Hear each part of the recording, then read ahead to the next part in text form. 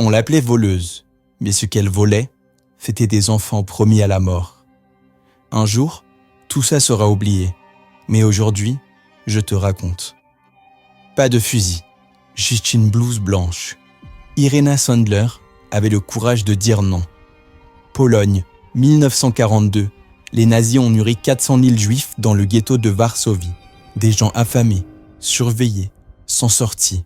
Chaque semaine, les trains partent pour Treblinka et n'en reviennent jamais. Irena y entre, fausse infirmière, faux badge, faux papier, mais vraie mission. Voler ce que les nazis voulaient détruire. Elle les cache dans des caisses à outils, dans des sacs de patates, dans des brouettes, parfois dans un cercueil vide. Parfois, elle les serre si fort qu'elle en tremble. Elle change leur nom, leur langue, leur prière, mais elle note la vérité. Chaque nom, chaque date, chaque histoire, écrite sur un papier caché dans des pots de verre, enterrés sous un pommier. Elle promet que quand ce sera fini, elle leur rendrait leur passé. Elle sauvera 2500 bébés avant que la Gestapo l'attrape et la torture. Sa jambe est brisée, mais elle ne parle pas.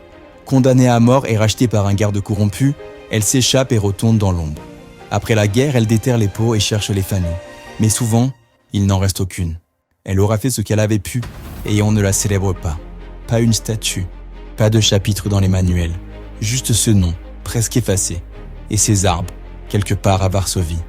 Elle n'a jamais dit qu'elle était une héroïne. Elle voulait juste que les enfants vivent et qu'un jour, quelqu'un s'en souvienne. Tu oublieras peut-être, mais au moins t'as écouté.